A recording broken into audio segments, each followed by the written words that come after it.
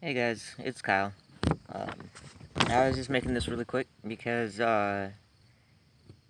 mostly with my family, when I talk about things or when people talk to me, they don't really understand what some of the abbreviations that we use are. So I wanted to kind of list some of those real quick and explain them. So if you do see me or have anyone else that you know, and like you don't really want to ask questions or you're too lazy to look it up, which happens most of the time in my family. Um, I'm gonna list them real quick. It's not all of the abbreviations out there, but it's the main couple that I use most of my life and that I have the most experience with. So, um, first thing is a packer. That's the I don't really want to call it a device because that makes it sound electronic. It's not. Um, it's usually a silicone-based product that represents the male anatomy that you just put in your pants. Most of the time you have to, not most of the time, because for me it's about 50-50. Um, you can buy special boxers to wear with them. Rodeo is actually a pretty great company. I've bought some stuff from them, and it's all, in my experience, it's all been really, really comfortable. I've never had any problems with it. So, Packard. 2-pack is actually putting it in your pants and going out and about with it. Up until pretty recently, I never left my house without it. Um, there's been a few times recently that my that people know me well enough, the people that I do have daily contact with, and they usually assume that I'm wearing it anyway. So it's not a huge deal. But 98% of the time, when I leave my house, when people come over, I have things to do, unless it's around like later in the afternoon and I'm like getting ready for bed or whatever, then I won't have it, of course, but most of the time I do. A binder is a really, really tight, um, it can, I've seen them made out of cotton, spandex type material, and even like a nylon based material, which isn't comfortable at all. A binder it's crazy tight. Most of the time it looks like a tank top or like a cut off tank top. That you wear that flattens kind of your breast tissue a bit and makes you look like you have a more naturally um, male based chest. Um, it's not 100% foolproof, um, but for me, when I got mine, it was definitely a confidence booster. I felt a lot more comfortable not only in my body, in myself, but going out and talking to people, going to work. I was a lot more confident, um, just because I didn't have to worry about if people saw me as male and then looked down at my chest and either got confused or just read me as female. It helps. It helped me a lot. But it's also, like I said, really tight. It can get uncomfortable. You're not supposed to wear it more than like 8 or 10 hours a day. Um, Sometimes I do. A lot of people I know do it. It's not a good thing. Just like, remember to like take deep breaths every once in a while and stretch when you can. Try to loosen everything up. It helps keep your ribs from bruising a little bit, and it helps you be able to take full breaths. You don't realize that you're not doing it until you do it. But, T, or testosterone. T is short for testosterone. Um, Most commonly, most people that I know get the shots, but it does come in a gel form that's prescribed quite often. I do the shots. A lot of people do them like in their hips or butt tissue. I do mine in my thigh, just because it's more convenient for me. I usually have to do it myself, so it's just easier for me to be able to see things. And I was told when I started mine that I'm supposed to alternate my legs when I do it, like do one in my left 1 week and then in my right the next. But for me, most of the time when I try my right leg, I always end up hitting a vein or nerve. I think I've only been able to do it successfully 2 or 3 times in my right leg since I've started, and it's been over a year and a half. So most of the time I do my left, which isn't that great because it builds up scar tissue and stuff, but it's not a lot, so I'm not too worried about it at this point anyway. But I definitely recommend following your doctor's advice, of course, always. Passing and stealth. I'm going to kind of group those two together. Passing is when society or people in general see you as the gender that you identify with, that you present. And stealth, a lot of people that I know who live stealth, well, the few people that I know that are completely stealth, have pretty much tried to erase everything before their transition, and not let anybody who, from when they started being able to pass, from that point on, not letting anyone really know their history or their kind of background, which I totally get. I try to go stealth to as much as I can. I mean, of course, my friends and family don't really count, but to like prospective employers, strangers on the street, people at the store, I'm stealth. Nobody knows. If anyone comes up and asks me, they don't know.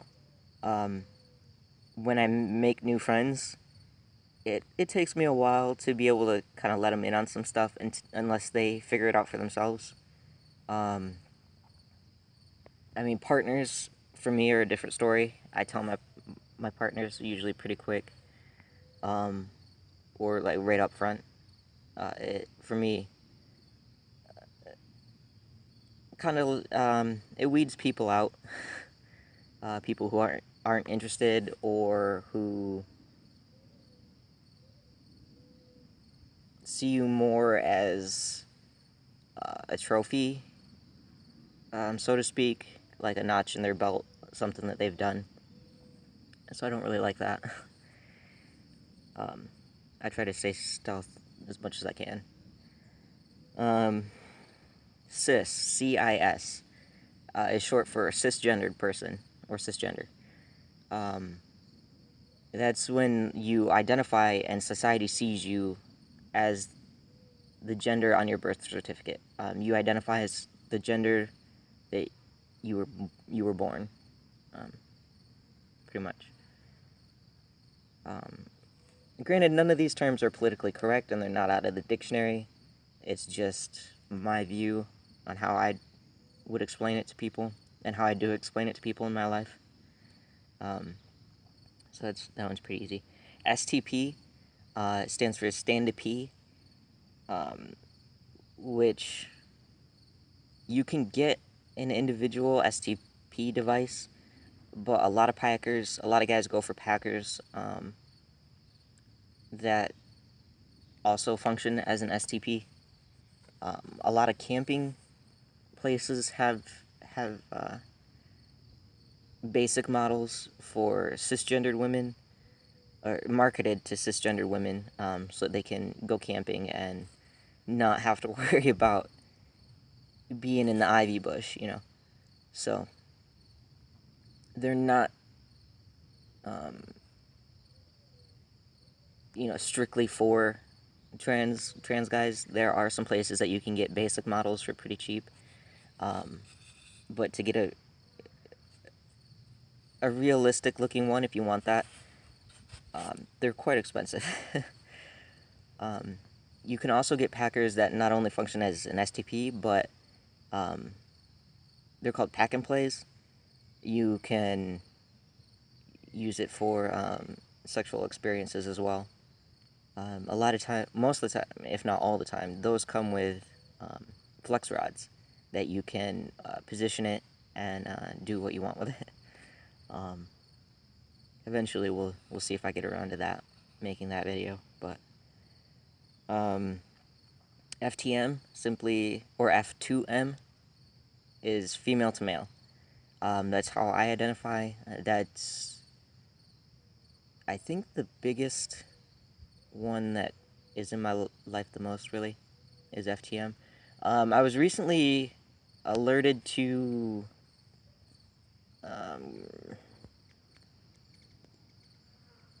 I wouldn't really call it a fact, but the I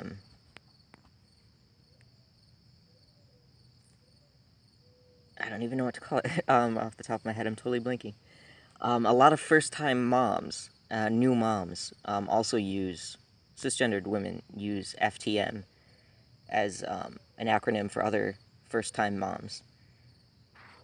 That was brought to me pretty recently, that a lot of people do that, and that was where a lot of the confusion, at least in my public life, was coming from, my daily life. That people got confused on that, and I'm definitely not talking, when I say FTM, I'm usually referring to myself or another trans guy, not a new mom, usually. So, to bind is just putting the binder on, really. And it's pretty easy. Endo is short for endocrinologist. A lot of people have to go to an endocrinologist who is a hormone specialist, pretty much, to get their blood work done and to be prescribed testosterone. My endocrinologist is in Grand Rapids, and I've mentioned before that I was the first one in her office, so that took a while to kind of be on a regular regimen, and I'm still on a pretty low dose of hormones. I'd like to up that a little bit, but that's another story. So when you hear about an endo, it's an endocrinologist, a hormone specialist. They're usually pretty good about understanding things from what I've gathered about the ones that I've talked to or heard about. Dysphoria is not liking a certain part of your body, and not just not liking it, but it causes you anxiety. It can make you just really sad, depressed.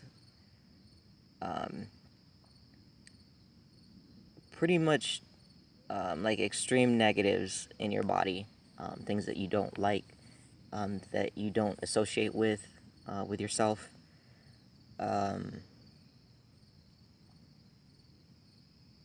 For most trans guys, that's two things in particular. That's the lower half and chest chest. Chest is usually the biggest thing that most people say most FTM guys that I talk to say that they're dysphoric about, because it is one of the more noticeable things, especially if you're not a small guy. It's pretty noticeable, and a lot of people don't take it very well. So, usually, for me, I usually recommend just like being around friends, family that understands you, and even counseling. I've recently started going back to counseling for other reasons, but being trans does come up, and they just, kind of check in on how you're doing. A little bit. It's just somebody extra you can talk to. Clocking somebody is when you you realize, you can tell.